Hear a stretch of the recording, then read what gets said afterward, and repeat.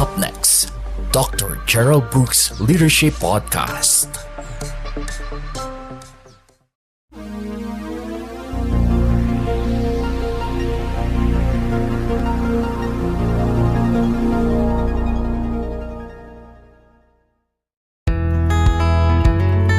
In partnership with Raul Quaresma Ministries and Cool 97.5, we gladly present to you Dr. Gerald Brooks Leadership Podcast for pastors, leaders, and church workers who are involved in God's ministry every Wednesday from 12 to 12:30 high noon, only here on Cool 97.5.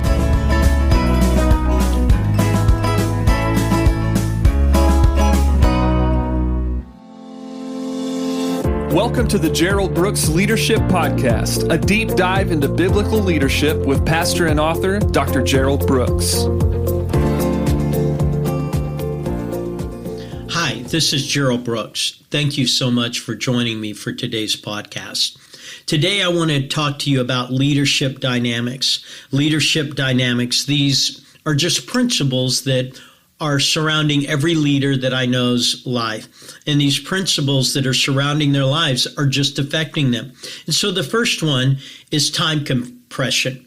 And what time compression is sooner is coming faster than ever.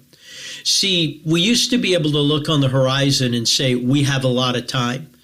But a lot of time doesn't exist anymore. Sooner is coming faster than ever. What we know is that the windows, those slots of leadership opportunity are smaller than they've ever been.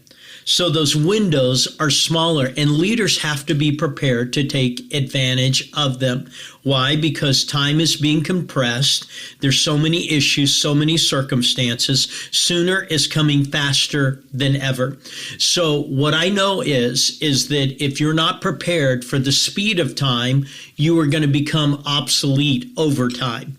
And so you have to become a leader that can handle the windows. In history, there was a man named Napoleon, and he was a general, and he used to make this statement. He said, there's 15 minutes in every battle that will determine who wins. I was thinking about that, and I was thinking, you don't have 15 minutes anymore. You may have 15 seconds. Sometimes in your business, in your career, in your circumstances, you have 15 seconds. Because the windows are so much smaller than they've ever been. And those 15 seconds, how you manage them, are going to determine whether you succeed or whether you fail. Why? Time compression. Time is tighter than it's ever been. Sooner is coming faster than it ever has. And you've got to be able to manage time compression. Now, that being said, it also means that decisions are quicker than ever. And you've got to make decisions, and you've got to make them at a speed that's probably uncomfortable for you. And that's one of the things everyone's got to learn, is that the way you make quick decisions is you establish principles and priorities before you have to make a decision. And principles of what guides you and priorities of where you're going to go, those two things, the system and the direction. And that's what priorities and principles are. Principles are the system. Priorities are the directions. If you can codify those in your life, then you can handle sooner when it comes faster. So time compression, sooner comes faster than ever. Number two is this: yesterday is harder. Yesterday is harder. Now, it's a little bit of a play off the first one, but when I talk about it being a play off the first one, please understand, all of us bring baggage into life. None of us has our past ever been perfect. All of us have had disappointments. All of us have had failures. All of us have had struggles. All of us have issues. And the thing that we know about those issues is this: we have to deal with them. We have to make sure that the past is in its place, that we're not taking yesterday and dragging it with us. But see, the reason that yesterday is harder is because of technology. Technology now allows everyone to explore your past. And it's not just you dealing with your past, but anyone who meets you that wants to Google you gets to discover your past. They get to hear things that you've said. They get to see places that you've gone. So things that you did when you were a teenager and in college that seem fun and appropriate. Now, the visual effect of those and the verbal influence of those is not great. And that's why yesterday is harder. Technology allows everyone to explore your past. So you have to lead, not only knowing that you have to handle your past, but sometimes you have to dialogue with people because they're dealing with your past, and today's the first day that they've ever heard it. So as a leader, yesterday is harder. Yesterday's harder because people can dredge up things that used to be hidden away. They can find things that nobody knew. And that's the nature of technology. What is hidden is now found, and what was lost has now been discovered. And as a result of that, you begin to find that yesterday is harder. So it's not just the time compression, that time windows are smaller and tighter. Therefore, your principles, your systems have to be in place, and your priorities, your directions have to be clear. But you have to make sure that your yesterday, that you've handled it. And however you've handled it, you've got to be able to articulate that. Number 3 is this: family is more demanding. Family is more demanding. And what that means is this: because, again, of technology, everyone has their Facebook, everyone has all their digital platforms. But what's happening is that people post everything about their families. But when they post everything, I'm saying they post everything good. They post their perfect vacation. They post their perfect moment. They post their perfect kid. They post their perfect interaction with someone who's famous. And so when you begin to look at someone, you begin to see the perfection of their life. But the trouble is that we know our lives aren't perfect. But everyone surrounds us with their best. Everyone is putting online their best moments. And so everyone feels the need to compete. They feel the need to compete. And so that need to compete is just very, very difficult. And if you get trapped in it, you're going to feel disappointed in you. You're going to feel disappointed in your family. And every now and then you need to have that family meeting where you sit down and breathe. And you say, there's going to be a lot of things that our neighbors are going to post, that our friends are going to post, that your friends are going to post. But we have to understand, we're seeing the snapshot. We're not seeing the movie. We're not seeing the edited parts where everything was a total disaster. We're seeing the family picture when everyone was smiling, not the picture before where everyone was fighting. And so you have to understand family's more demanding because it's like you have to be perfect. But let the air out of that. Don't strive for perfection in your family. Just strive to be a good family. Another principle, learning is quicker. And what that refers to is that the shelf life of knowledge is shorter than it's ever been. Anything that we learn today, its shelf life of effectiveness is so much shorter. So we know that knowledge is doubling at a pace that is unbelievable right now. We know that there are concepts that are out there that are being taught right now that will be obsolete in literally a year from now. And the thing is that learning has to be quicker because everything around us is evolving. So the shelf life of knowledge is shorter than it's ever been. So you must learn more than you've ever learned. And information becomes obsolete sooner than you've ever thought. So learning is a necessity. It's a necessity like it's never been before. So everything that I said is really a little bit based on technology so far. But let me give you the backdrop, and this is number 5. Prayer isn't optional. It's a requirement. I believe that if you're going to manage those first 4, you have to be an avid person of prayer. Most people have a prayer list. They do not have a prayer life. And what I can tell you is I pray more today after doing what I do for 48 years than I've ever prayed before. Because what prayer does is prayer keeps me balanced. It keeps me from allowing this world to push me places that I don't need to go.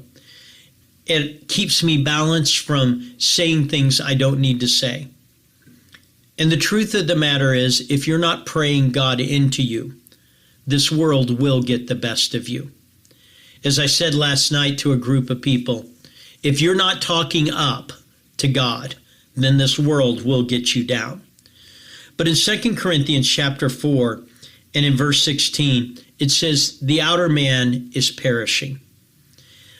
This outer part of our life is constantly in a decay mode. But it says the inward man is renewed. The spiritual part of us is being renewed every day. Now, that spiritual part of us is something that is so dynamic that it can sustain us in an evolving and changing world. But what I love to point out is it says the inward man is renewed day by day. It didn't say week by week. It didn't say month by month. It didn't say year by year. If there aren't daily disciplines of prayer, this life is going to get you. That inward man has to be renewed, because what's happening on the outside is a diminishing return. And the only way you can maximize your life is there has to be something in you that's being maximized when the outside is being diminished. And you cannot take a day off from God. Every day you take a day off, you become more distant. If you do not work at staying close, you will not be close to God. God will be a part of your life, but he will just become a memory in your life. So if someone were to ask me, how do I handle the fact that there's time compression and that sooner is coming faster, and how do I begin to handle yesterday is harder and families more demanding and learning is quicker, I would say I pray more today than I've ever prayed. And what I want to encourage you is develop a relationship of prayer and not just a list of prayers. That brings us to number 6. Contributions must be strategic. Contributions must be strategic. You cannot do everything, but you must do something, and you must do something continually. The more you give your life, the more you discover your life. So what I can tell you is your life is about a contribution. There's something that you're to be adding. There's something of your life that's to be an investment in this world. But those contributions need to be strategic. So for me, everyone who's ever heard me knows that I have a simple purpose. I want to make heaven bigger. I want to reach lost people. And I want to make the kingdom of God better. I want to raise up Christian leaders. And so everything I do is about those two things. How do I reach more lost? And how do I raise up more Christian leaders? So the schools of leadership, we now have 4. We have one in Washington State. We have 2 in Texas. We're starting another one that will be happening in Northern California. And we've got several others that will begin. And what I can tell you is that each one of these schools are going to raise up leaders, but Christian leaders. Leaders who lead from the inside out, who lead from the top down. And see, all of that is a part of my contribution, and it's strategic. I know where my time has to be invested, and I know where my talent has to be given, and I know where my treasure has to go. And so contributions must be strategic. Number 7, disappointments compound. Disappointments compound. The longer you live, the more disappointments you have. Now, the number of disappointments that you have, the number of people disappointed in you, and the number of things that you're disappointed about, all that compounds. But you've got to be able to have a heart that handles disappointment. In John chapter 14 and verse 27, Jesus said, "See to it that your heart be not troubled." Now, the fact that he said, "See to it," I apparently have the availability to not get ourselves in a position where disappointments get the best of us.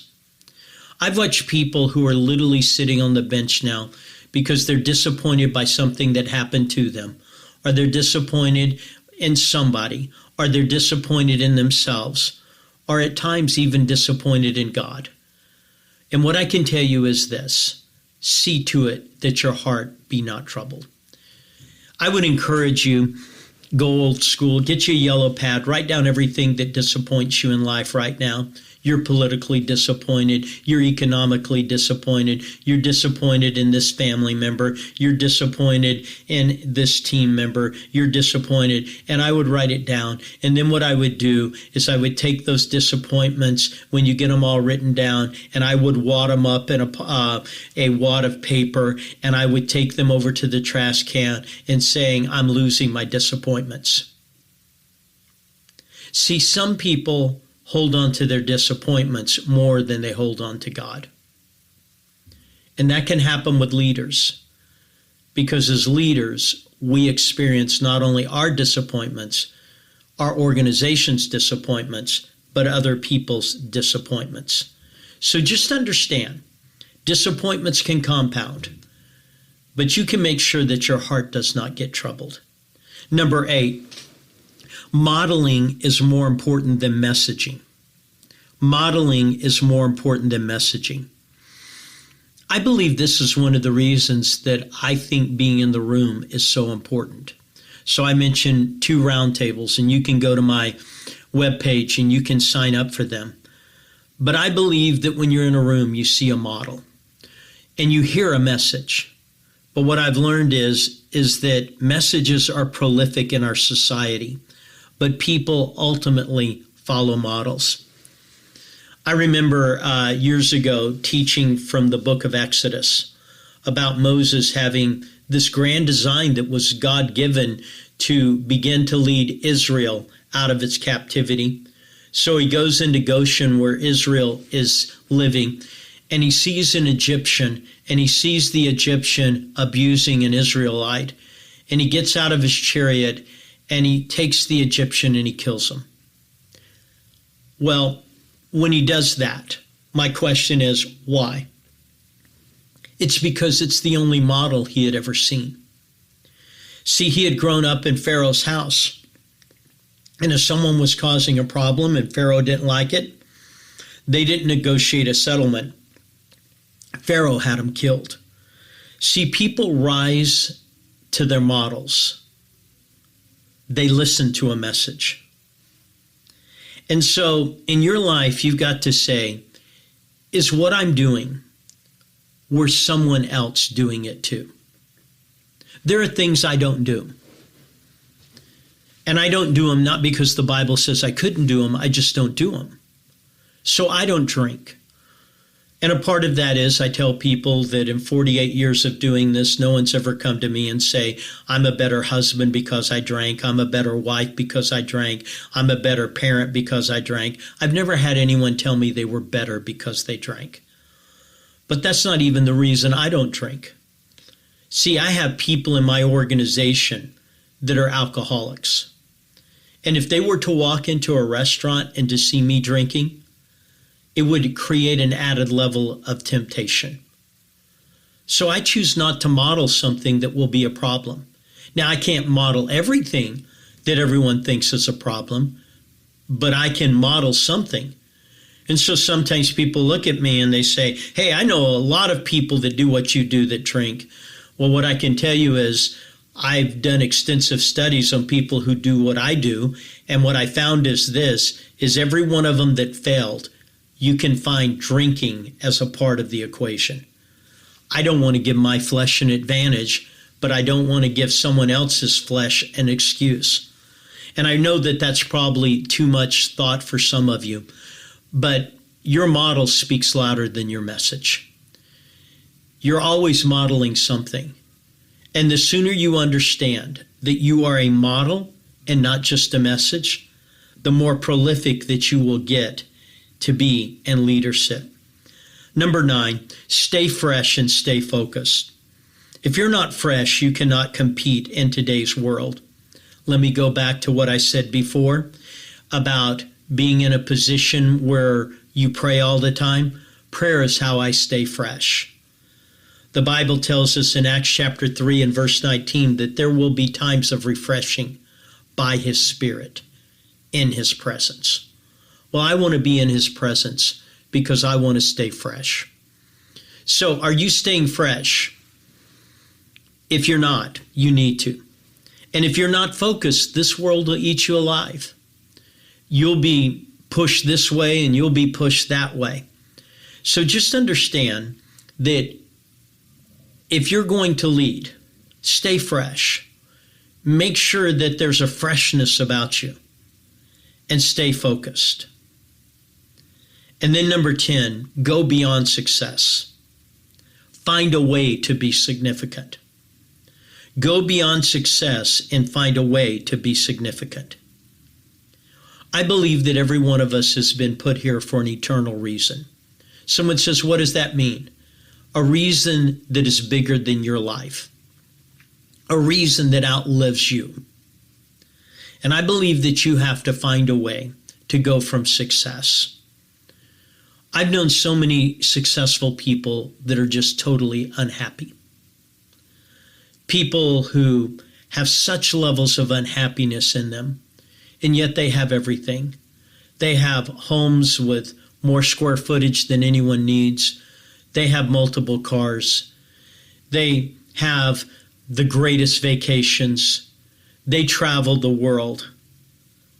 But what they find is success doesn't do it. Significance does. Live your life for something greater than you. And do it in a way that your life outlives you. So let me just revisit the thoughts. Time compression, sooner comes faster than ever. Yesterday is harder. Family is more demanding. Learning is quicker. Prayer isn't optional. Contributions must be strategic. Disappointments compound. Modeling is more important than messaging. You have to stay fresh and stay focused. And you have to go beyond success and find significance. I pray that this helps you. Thank you so much for joining me. Thank you for listening to the Gerald Brooks Leadership Podcast. If you'd like more information on Dr. Brooks's books, audio, or speaking engagements, please go to geraldbrooksministries.com.